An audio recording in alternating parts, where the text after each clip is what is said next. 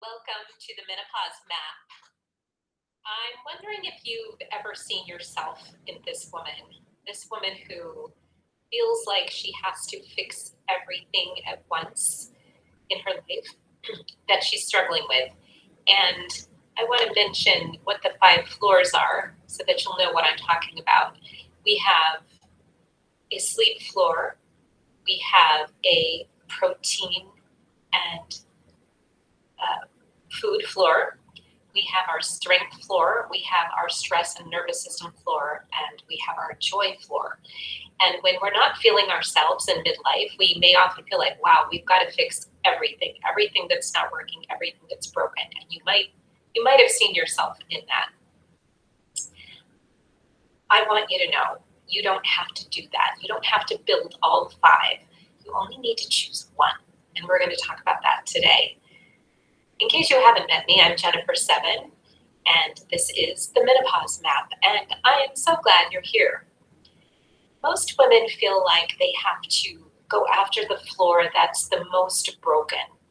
And honestly, I'm not 100% sure that that's the right strategy, because if we're feeling overwhelmed and we're feeling depleted and we're going to go after the floor that's most broken, it may be so overwhelming that we get paralyzed and we can't fix any of it. So my philosophy is let's look at the floors and let's find where we can make easy, sustainable changes in our floors. So for some women, that might be the protein and food floor. If we're skipping breakfast, if we're starting our day with coffee, we could make a small change there and have a little bit of protein in the morning.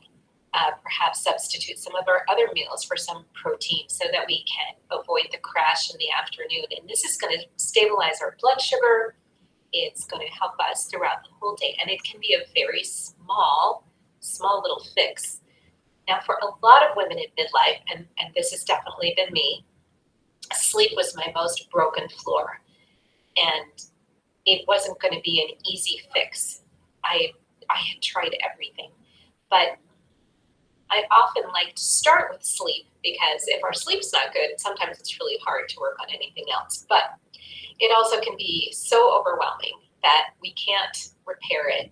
So we might want to make some very small changes in our sleep floor, like picking a regular nighttime for bed, lights out earlier at night, a little nighttime routine, just some small changes that we can build in to start to work on that floor. So within the 5 floors, we want to identify where we can make just a little tiny change. And if we do everything at once, if we tackle the hardest floor, then it's going to feel too hard and too much. It's like if you decided you want to run a marathon. Do you instantly run out and run 26 miles on your first day back at the gym? No, that would be unrealistic. We have to make small steps, build up our strength, build up our stamina so that we can run that marathon. So same principle. We need to identify the floor and identify where we can make some small changes, some small fixes. Where our failure comes in is from choosing the steepest climb, and it's not from lack of discipline. So what I want to do today is I want to give you 3 questions that you can ask yourself to help you identify the floor that's the most reachable, not necessarily the most damaged. And we want to build this based on your current capacity, what you actually feel capable of doing. Because we know in midlife we are more depleted. So we just don't want to be so hard on ourselves. And we don't want to go into it with an all or nothing mentality. So the purpose of the first floor is just to prove to yourself that you can actually finish what you start. And that's why we want to start really small. Because what we're trying to do is build up some trust with our body, that we're going to make a small change, that we can sustain it and maintain it. And this also helps us improve our identity, because we might have this identity of I never finish anything. I have to start over constantly. Every Monday is a reset, a restart. We want to really get out of that mindset and be more of small steps, attainable, doable, and not a starting over, but a coming back to our routines. So the 3 questions that you can use to help you identify your floor. The first one is, of the 5 floors, which floor would give you back the most energy? Because in midlife, we are leaking energy and it makes us tired, and then we begin to feel like we're lazy and we're unproductive, but we're not. We're depleted. I'm telling you, we are depleted. So which floor will give you the most energy back? And again, I'm going to remind you that those floors are the protein and blood sugar floor, the strength floor, the stress and nervous system floor, the strength floor, and the joy floor. And we don't want to discount joy either. If you're flat and having no joy in your life, that's another floor that we want to look at. So sometimes, oh, and I forgot to mention the sleep floor. Sometimes we want to look at our blood sugar and our food for more energy. And I already mentioned just adding some protein. As women, we often do not get nearly enough protein that we need to in our day. And sometimes we feel like if we skip meals, we're going to lose more weight, we're going to be more successful. But honestly, that's not the right strategy. So small changes. I already talked about the sleep floor. Small changes, a darkened room, no screens for an hour before bed, just developing a nighttime routine. This is the time that I brush my teeth and wash my face and put my night moisturizer on and put my pajamas on. And it's signaling to the body consistently, okay, this is nighttime, this is the routine. I know what to expect. We're training ourselves. The nervous system, our stress, there's so much stress in our lives. And just to help you understand that, when we're stressed, our cortisol levels skyrocket. And in the past, this was very helpful for us because, say we were in the hunting and gathering days and a saber-toothed tiger was coming after us, we needed that spike of adrenaline, that spike of cortisol, so that we could either run or freeze or fight. But then after the incident was over, the stress, the cortisol, the adrenaline would calm down. But now we live in a world of constant stress. So our cortisol, our adrenaline is always up here, and it never gets a chance to calm down.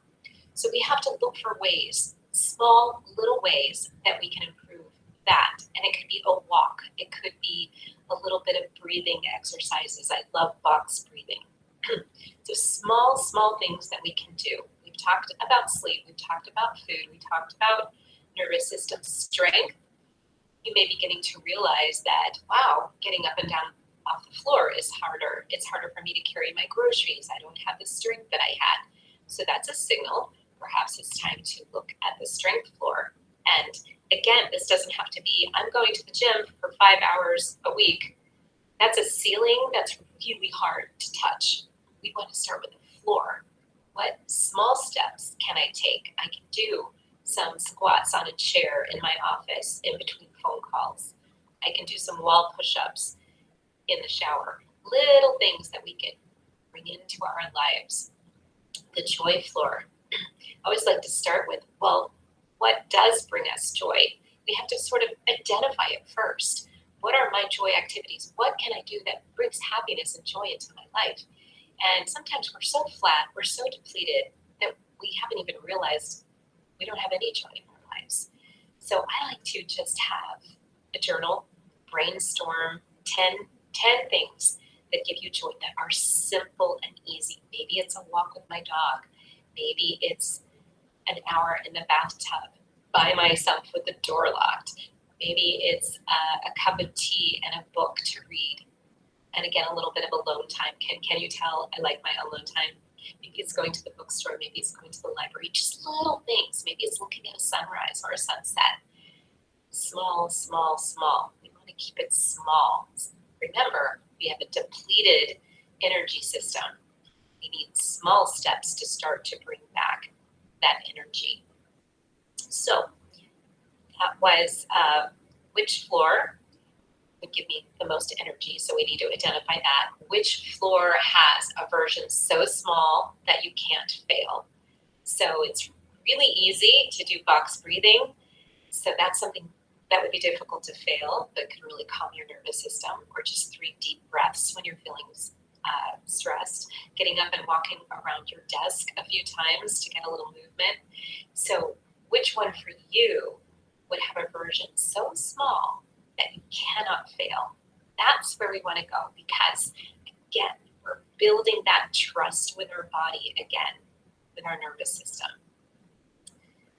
Having that protein, having some hard-boiled eggs in the morning before you drink your coffee, or a protein shake. Simple, easy. So the third one is, which floor is my body asking for? And I think as women, if we need to take a moment, we need to take a pause, we need to maybe sit, close our eyes for a second, just say, what's my body asking for? Is it asking for rest? Do I need a power nap? Am I hungry? Am I depleted? Is my blood sugar crashing? Am I not strong anymore? So what is my body asking for? It's time for us to start to tune in and listen. Our body is magnificent, and our body works for us all the time.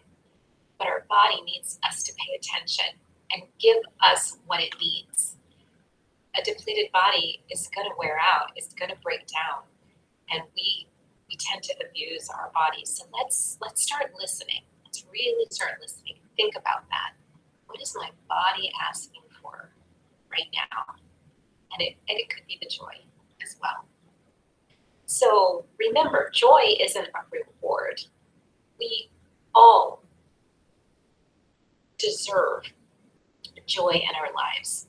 And if we're feeling that flatness, it's just information that we need to fill ourselves back up. It's like the vessel that is leaking. You fill it up, it's pouring out the holes. We've got it. Working with the floors is like patching the little holes in the vessel so that when we do start to fill it up, it stays filled up.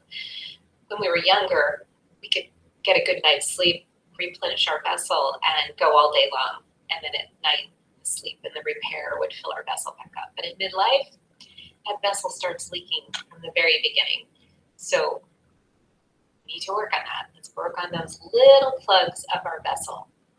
I want you not to go after everything. Just start with one thing. Start with one floor. Start with one small leak that you can fix and make it a habit.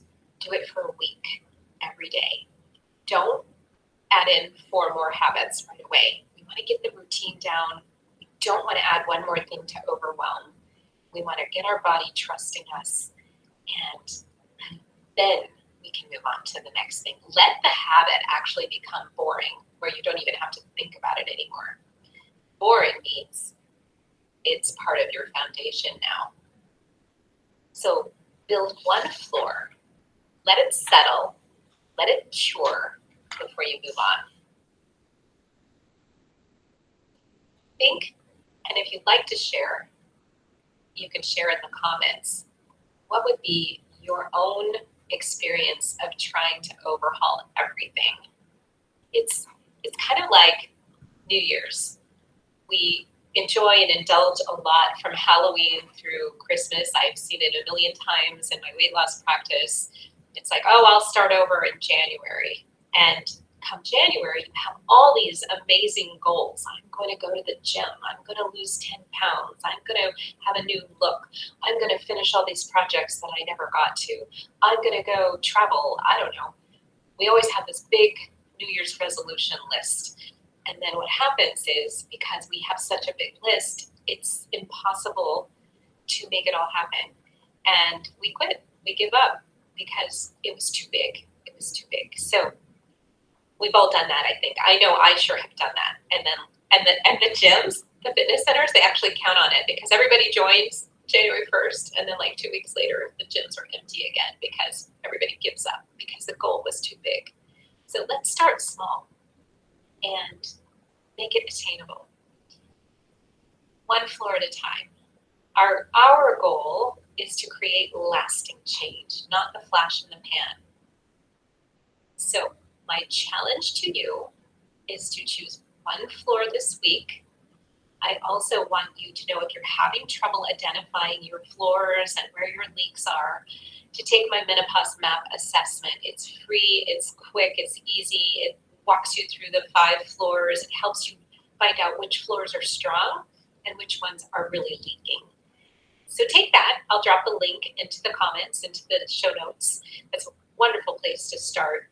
And then I want to let me try that again. I want to invite you to join my Menopause Map school community, where this is exactly what we talk about. We talk about the floors. We talk about the things that we can do to bring our energy back and sleep better. And we have a community because women often feel very alone and isolated during this midlife season. So I invite you, join the school community. It's a great place, and we women get a chance to vent in there as well. So I'll drop that link as well into the show notes. If you enjoyed this podcast, I hope you will like, share, and subscribe. And I hope you will show up again next week, next Thursday, for my next live podcast. I want to leave you with, we're not renovating the whole house. We're pouring one solid foundation, one at a time. Have a great rest of your day, and thank you so much for being here.